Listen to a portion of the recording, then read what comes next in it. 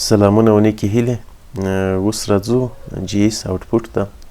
دغه برخه کوم چې جاواسکرپټ بیسیک و دا انشاءالله پای ته ورسېده. په دې کې اخري ټاپک چې د هغه جی ایس آوټپوټ ده. نو موږ اوس دا وایو چې څرنګه د جاواسکرپټ ډیټا موږ ډسپلی کړو، په کوم ځای کې وښودلی شو.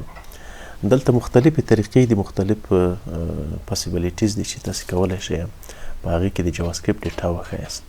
مثلا یو یوزر ده، هغه خپله ډیټا لري، یو ریکارډ لري، هغه په کوم ځای کې وښودل شي، یا تاسې غواړئ چې یوه ډیټا په یو ځای کې وښودل شي، هغه کوم ځایونه دي، کوم پاسیبلیټیز دي چې هلته باید ډیټا وښودل شي. دلته مختلفې طریقې دي چې یو له هغې څخه انر ایچ ټي ایم ایل ده او انر ټکس ده. تاسې کولی شئ په دې میتودونو کې د ایچ ټي ایم ایل ډیټا ډسپلی کړئ. او بل ډاکومنټ ډاټ رایټ دی چې په دې کې هم تاسې کولی شئ کومه ډیټا چې تاسې غواړئ ډسپلی کړئ هغلته ډسپلی کیږي. او بل چې د رایټینګ انټو الرټ باکس، دا یو الرټ باکس ده. تاسې به اکثره وخت لیدلی چې تاسې یو بټنه ووهئ یا پیج ریلوډ کړئ، یو الرټ درته راځي، یو په دې ځای کې داسې یو الرټ درته راځي. نو په هغې ځای کې هم موږ ډیټا ښودلی شو.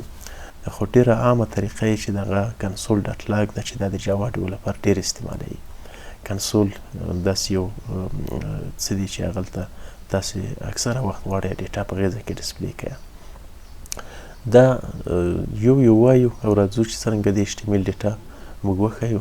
مخکې موږ انر ایچ ټي ایم ایل په ځینو ځایونو کې، په ځینو اګزامپلونو کې استعمال کړو، هغلته مې یوز کړو چې د ایچ ټي ایم ایل ډیټا یې ښودله. او کله چې موږ د ایچ ټي ایم ایل الیمنټ اکسس کولو، هغه هم د ډاکومنټ ډاټ ګیټ الیمنټ په آی ډي د میتود په واسطه باندې اکسس کولو. دا میتود هم ورته لیکو، وروسته به هم د هغې آی ډي نوم ورکوو او هغه الیمنټ به موږ اکسس کولو. او په هغې الیمنټ کې د آی ډي په نوم یو اټربیوټ و چې هغه موږ آیډنټیفای کوو چې ایچ ټي ایم ایل الیمنټونه آیډنټیفای کړي. او د هغې آی ډي په ورکولو سره به موږ بیا په جاواسکرپټ کې اکسس کولو. نو بیا موږ کولی شو چې د انر ایچ ټي ایم ایل په واسطه باندې د ایچ ټي ایم ایل کانټینټ تغییر ورکړو، ایچ ټي ایم ایل کانټینټ ته تغییر ورکړو. دلته یو مثال ورکړی ده. زه غواړم په دې باندې لږ رڼا واچوم چې انر ایچ ټي ایم ایل او انر ټکس دا څه فرق لري. موږ مخکې انر ایچ ټي ایم ایل یوز کوو او دلته یوه بله پراپرټي هم ده د انر ټکس په نوم. د دې ته مابین مین فرق چې ده، انر ایچ ټي ایم ایل چې ده کله چې تاسو په یو الیمنټ کې بل الیمنټ لیکئ، نسټډ الیمنټ، نو تاسو کولی شئ انر ایچ ټي ایم ایل یوز کړئ. د مثال په ډول دلته راځم، زه دغه پی دلته ټارګټ کړې ده او په پی کې یو ایچ ټو تعریف کړی ده. دا یو کود د ایچ ټي ایم ایل ده چې دی تعریف کړی ده. نو دلته صرف ټکس نه ده چې موږ ورکړی ده، دلته موږ یو کود ورکړی ده. په دې ځای کې موږ یو کود د ایچ ټي ایم ایل اډ کړی ده چې نسټډ الیمنټ ده، په پی کې بیا ایچ ټو ده. نو دا یو کود ورته اضافه کوي، ایچ ټي ایم ایل کود ورته اضافه کوي. که موږ دلته ټکس ولیکو، دا نو بیا ټکس نیسي. اوس که دلته موږ ایچ ټو ورکو، هغه به ټول په ایچ ټي ایم ایل صفحه کې ښکاره شي چې دا ایچ ټو ده او هیلو ورډ به لیکلی، بیا به ایچ ټو بند وي. نو هغلته ټکس ښکاره کوي، کود نه ښکاره کوي. او دلته کله چې موږ انر ایچ ټي ایم ایل ورکو، دا په دې معنا ده چې موږ د ایچ ټي ایم ایل کود ورکو او براوزر چې دغه بیا دا نه ډسپلی کوي چې ایچ ټو، هغه دلته وایي چې دغه ایچ ټو چې ده دا یو ټاګ ده. او که موږ انر ټکس ورکو، هغه به دا مکمل راولي، ځکه هغه داسې یوه پراپرټي ده چې ورته ویلي دي چې دا ټول ټکس ده، دا کود نه ده. خو په انر ایچ ټي ایم ایل کې ایچ ټي ایم ایل کود که موږ ورکو، هغلته به نسټډ الیمنټ کې به هغه اضافه شي. راځو دا مثال کاروو چې تاسو ته نور هم واضح شي. دلته موږ ډاکومنټ ټایپ ایچ ټي ایم ایل خلاص کړی ده، بیا هم ایچ ټي ایم ایل لیکلی ده او باډي هم لیکلی ده، دغسې یو د ایچ ټي ایم ایل صفحه جوړه کړې ده. او دلته راغلی ایچ ون هم خلاص کړی ده چې دغه ایچ ون ده. او وروسته بیا موږ یوه پروګراف لیکلی ده، پروګراف آی ډي چې د ډیمو ده او په دې ځای کې م اکسس کړې ده. او دلته م ورته ویلي چې تاسې ایچ ټو الیمنټ ور اضافه کړئ. نو کله چې دلته پروګرام رن کیږي، په دې پی کې به نسټډ دننه ایچ ټو ور اضافه کوي. او دلته چې موږ رن کړو، دغه ایچ ون ده او دا ایچ ټو ده. خو که دلته موږ راشو، دا د مثال په ډول ایچ ون کو، ایچ ون بیا به رن کو. اوس تاسې وګورئ چې د هغې بای ډیفالټ ټکس چې ده د ایچ ون تر ایچ ټو غټ ده، نو دلته ایچ ون راغی. خو که دلته موږ راشو، په دې ځای کې موږ ولیکو چې انر ټکس، انر ټکس که موږ ولیکو، دا نو بیا کود نه ده، دا نو براوزر ته وایي چې دا کود نه ده او دا ټول ټکس ده. اوس دا مکمل هر څه به راشي. دلته که موږ کود لیکلی دلته به ټول ډسپلی شي. هغه براوزر داسې انګیري چې ګواکې دا مکمل ټکس ده او په دې کې کود نشته. تاسې وګورئ اوس دلته h2 hello world /h2 لیکلی.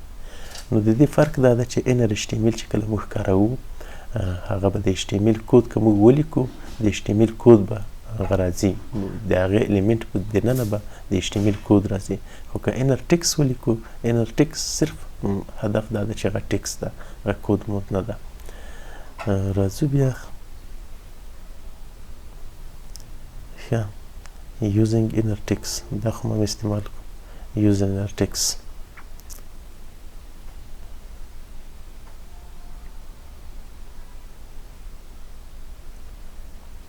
دلته ویلي ګوره then use the inner text property to change the inner text of the HTML element. تاسو کولی شئ صرف د inner text هغه ټکس ورته تغییر کړئ. دلته نو تاسو کود نشئ لیکلی په دې کې. نو فرق یې مین دا ده HTML سره دا ده چې دا ټکس ده او هغه کولی شئ تاسو کود راولئ. بل چې دا هغه ډاکومنټ ډاټ رایټ ده. تاسو کولی شئ ډاکومنټ ډاټ رایټ چې کله ولیکئ د هغې په واسطه باندې هم تاسو یوه ډیټا ډسپلی کوئ. مثلا دلته دغه مثال ورکړی ده ډیټا د HTML په دې ځای کې ډسپلی کوي. خو دا یو مشکل لري. تاسو که پیج مکمل لوډ شي او دا بیا کال کوئ نو دا ټوله ډیټا اور رایټ کوي، هغه ټوله ډیټا پاکوي او دا دې په ځای اور رایټ کیږي. د مثال په ډول دلته موږ که یو فنکشن اوس جوړ کړو دا کال کو فنکشن خو مخکې یو څه معلومات په باره کې ورکړل چې فنکشن څرنګه جوړیږي او څرنګه کال کیږي. موږ دلته فنکشن لغت لیکو اول، بیا دلته ورته وایي چې my function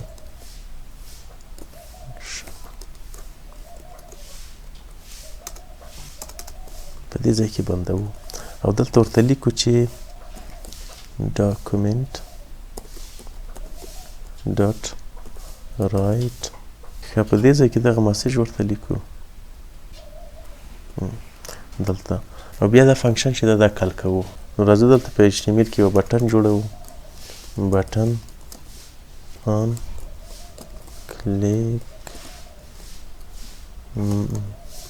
click د فنکشن کال کوو my function.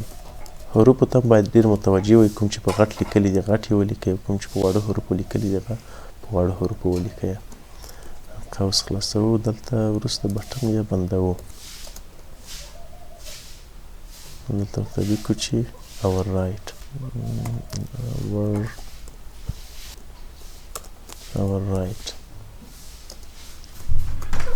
bottom. اوس راځو دا رن کوو. کله چې دا موږ رن کړو دغه ډیټا به درته راشي او کله چې موږ په دې بټن باندې کلیک کوو دغه ټول ډاکومنټ چې ده دا ټول ټکس چې ده هغه به په دغه مسیج باندې ریپلیس شي. دا به ور رایټ شي او دا به ټول پاک شي. ځکه دی دلته ویلي چې کله مکمله صفحه لوډ شوله د هغې نه وروسته بیا دا مه کاروئ ځکه ټوله ډیټا د HTML چې ده هغه ریپلیس کوي.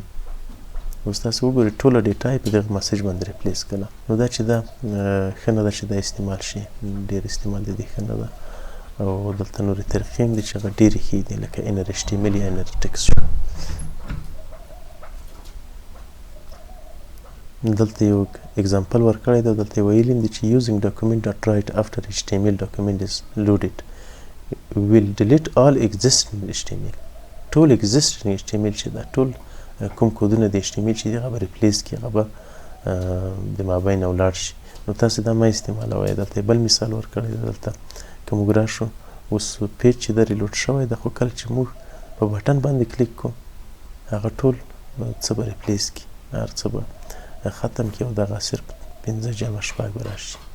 نو دا میتود چې ده دا کارول د دې ښه نه دي او د دې بدیل ښه میتودونه دي.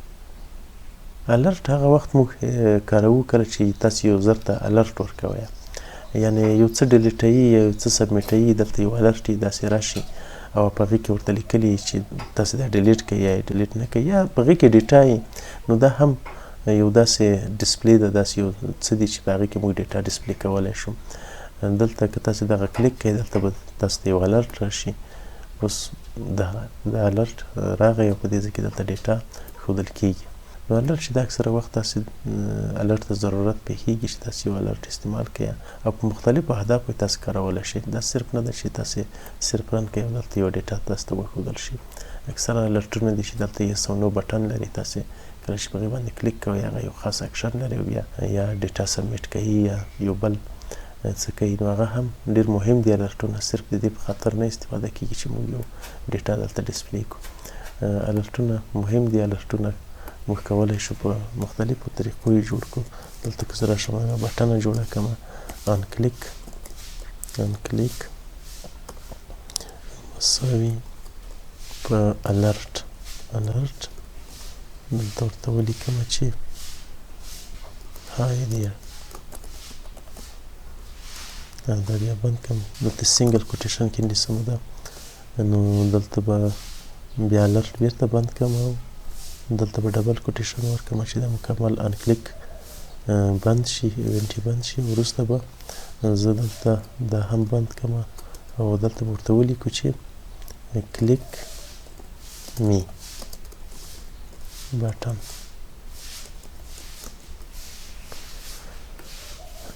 دا یو الرټ ده او دلته که زه کلیک کړم دا بل الرټ ده. نو په دې کې هم مو ډیټا ښودلی شو. You can skip the window keyboard. تاسو کولی شئ چې صرف الرټ هم ولیکئ. لکه په دې ځای کې window ډاټ الرټ لیکلی، نو دغه window تاسو کولی شئ ته لرې کړئ، صرف الرټ هم که ولیکئ کار کوي. ښه، دا مثال یې ورکړی ده. خو ډېره ښه طریقه چې دغه کنسول ډاټ لاګ ده چې په دې کې تاسو کولی شئ خپله ډیټا ډسپلی کړئ. خو کنسول ډاټ لاګ چې دا د جاوا سکرپټ ډیولپران اکثره دا استفاده کوي. نو تاسو کولی شئ چې خپله ډیټا په کنسول ډاټ لاګ کې وښیاست. دا اکثره پروګرامران چې کله راځي د خپل ټیسټینګ دپاره، د خپل ډیټا د ښودلو دپاره، نو کنسول ډاټ لاګ استفاده کوي. کنسول ډاټ لاګ ډېرې یوه ښه طریقه ده او تاسو کولی شئ چې په دې کې ډیټا وښیاست.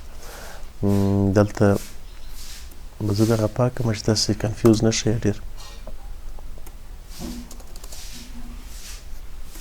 دا که زه رن کړم اوس دغه ډیټا موږ غواړو چې 5 جمع 6 دا وښودل شي، خو دا په ډاکومنټ کې نه ښایي، دا په HTML ډاکومنټ کې نه ښایي. دا که تاسو غواړئ دا ډیټا ووینئ په براوزر به ښایي کلیک کوئ او انسپیکټ ته به راځئ. دلته چې راغلی په دې ځای کې ټول تاسو د HTML کودونه لیدلی شئ او دلته به راشئ کنسول ته چې راغی دغه ټول ډیټا چې تاسو دلته وینئ دا په کنسول کې لیکل شوې ده. مثلا دلته 5 جمع 6 کړي دي او دلته 11 راغلي. اوس که دا پروګرام زه بیا رن کړم تاسو به ووینئ چې دلته 11 راځي. او که زه دلته یوه بټنه جوړه کړم کلیک مساوي په کنسول ډاټ لاګ او دلته ورته ولیکم چې هلو JavaScript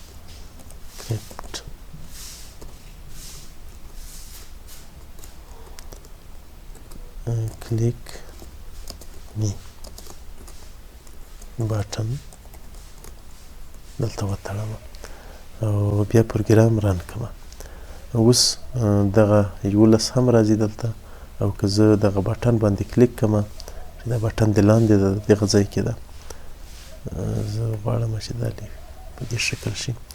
اوس صحیح راغی او دا بټن اوس که دلته کلیک کړم دلته په جاواسکرپټ هلو جاواسکرپټ راشي، نو دا په کنسول کې ښودل کیږي چې دا یوه ډېره ښه طریقه ده. تاسو که غواړئ چې ډیټا د ټیسټ لپاره دلته وښیاست نو هغه په کنسول کې وښیاست، او که په انر HTML یا انر ټکس یا په نور الرټونو کې وښیئ هغه دومره مناسب نه راځي ځکه دلته ډېر په ښه شکل راځي او تاسو کولی شئ چې بار بار یې وګورئ او دلته راشي. کله چې زه بټن کلیک کړم دغه کنسول کې دغه ډیټا پرنټ کیږي. او بل چې د جاواسکرپټ پرنټ دا جاواسکرپټ چې دا does not have any print object or method. تاسو که غواړئ چې دغه ډیټا چې په HTML کې ده دا په یوه PDF کې سیف کړئ یا پرنټ کړئ، نو تاسو کولی شئ چې وینډو ډاټ پرنټ ولیکئ او وروسته به تاسو ته یو وینډو خلاصه شي او د هغې طریقې نه تاسو ډیټا سیف کولی او هغلته پرنټ کولی شئ. دا مثال کاروو، دلته راځو، مثلا دغه ډیټا ده، دلته لیکلي دي چې د وینډو ډاټ پرنټ میتود، وروسته بیا دغه پروګرام لیکلی ده. کله چې زه دغه بټن وهم یو وینډو ماته خلاصیږي، نو په دې طریقه تاسو کولی شئ چې دغه ډیټا چې ده دلته سیف کړئ، پی ډي اف یا پرنټ کړئ. نو په دې طریقه تاسو د HTML ډیټا پرنټ کولی شئ. دا هم یو ښه میتود ده، اکثره وخت تاسو کارولی شئ. وروسته دغه اکسرسایز راځي، دا تاسو کار کوئ. دغه اول پارت چې و دغه برخې موږ وویلې، دا مو خلاصې کړلې. بیا به انشاءالله دوهم پارت ته راځو چې JS سینټکس ده، او دا هم ډېر مهم برخې لري. دا به انشاءالله سټپ بای سټپ وایو. مننه.